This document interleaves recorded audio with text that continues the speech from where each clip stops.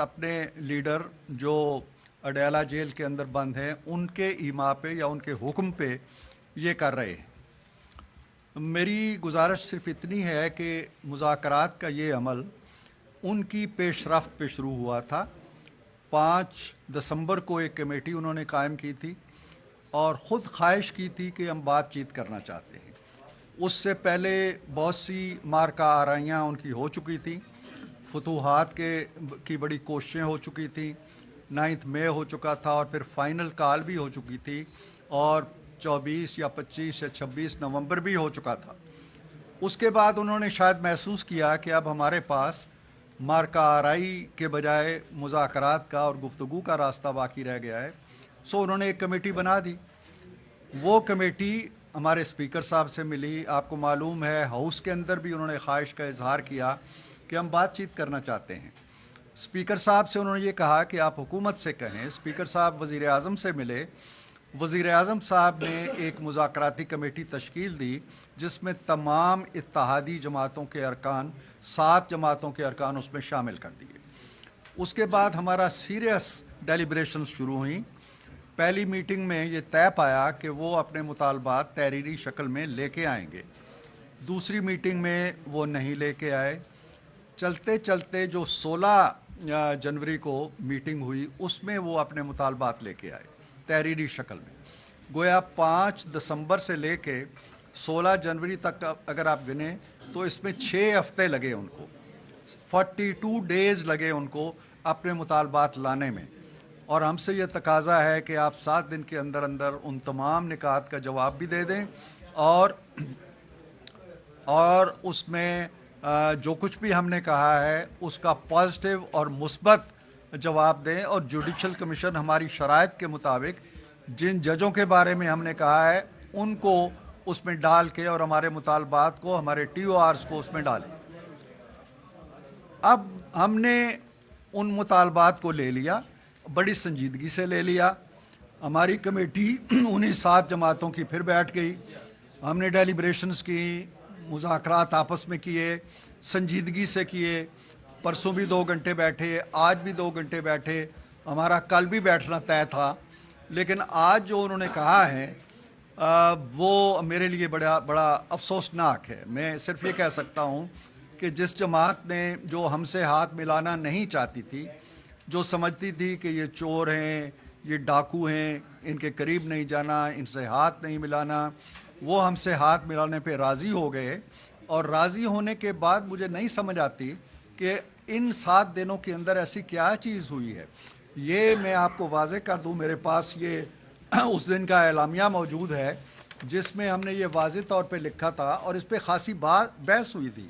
हमने कहा था कि दोनों कमेटियों के दरमियान तय पाया कि हुकूमती कमेटी 7 वर्किंग दिनों के अंदर अंदर अपोजिशन के मुतालबात पर अपना बाज़ाब्ता तहरीरी मौक़िफ़ देगी। ये एग्रीड एक राय थी या बयानिया था। अब हमारे ख़्याल के मुताबिक वो 7 वर्किंग डेज़ जो हैं वो पूरे होते हैं 28 तारीख को, और हम 28 की डेडलाइन को मीट करने के लिए अब भी बड़ी तंदही से काम कर रहे हैं।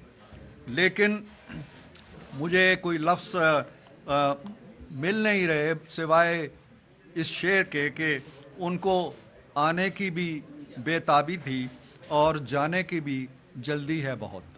वो जिस बेताबी से आए थे उसी बेताबी से जा रहे हैं वापस। हम उन्हें कहते हैं कि अभी ना जाएं, कुछ दिन ठहर जाएं, मौसम खुशगवार होने दें, साजगार होने दें। जिन जो अहदाफ आपके हैं या जिसमें आपकी एक्सपर्टीज़ हैं या जो कुछ आप पहले करते रहे हैं वो 6 दिन बाद भी हो सकता है।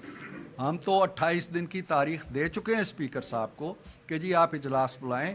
हम तमाम इनके मुतालबात के बारे में अपने अपने मौक़िफ़ लेके आएंगे। 7 पार्टियां जब मुतफ़िक हो जाएंगी, जो कि आलमोस्ट एक राय हमारी आलमोस्ट बन चुकी है, तो इसके बावजूद उनका मुझे नहीं समझ कि जो चीज़ आज 23 तारीख को होना नागुज़ीर है, ज़रूरी है, इतनी ज़रूरी है कि वो जिस मुज़ाकराती अमल के लिए बड़े बेताब थे उसको भी भाड़ में झोंकने के लिए तैयार हैं, सिर्फ 5 दिन मज़ीद इंतज़ार नहीं कर सकते।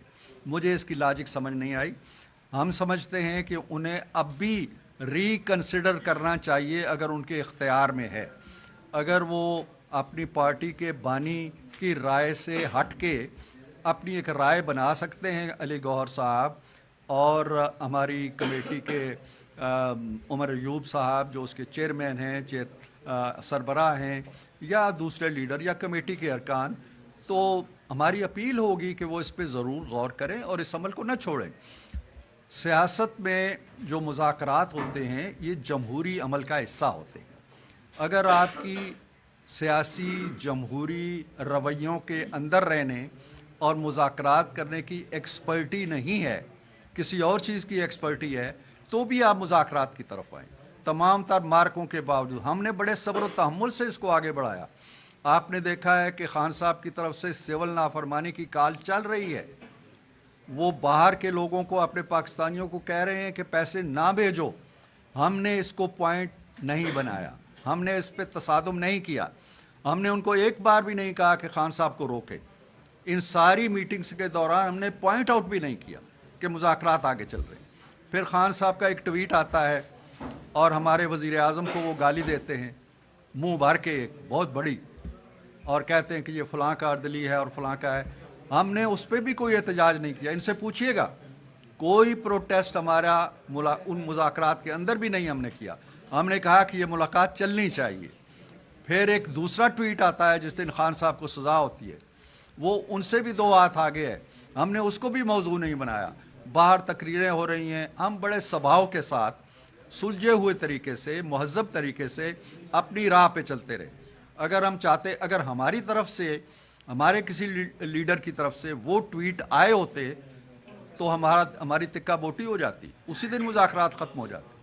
اگر ہمارا کوئی لیڈر اس لیڈر کے بارے میں اس طرح کے الفاظ استعمال کرے تو ہم کیوں یہ کر رہے تھے؟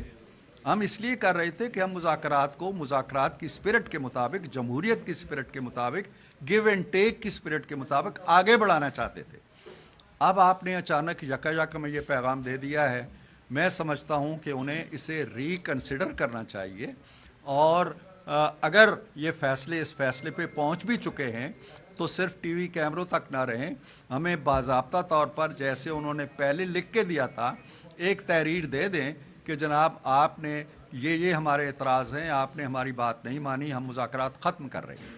ایک تحریر اور دے دیں جس طرح پہلے تحریر دی ہوئی ہے، تاکہ ہم اپنی جو ایکسرسائز کر رہے ہیں اس کے بارے میں کوئی فیصلہ کر لیں۔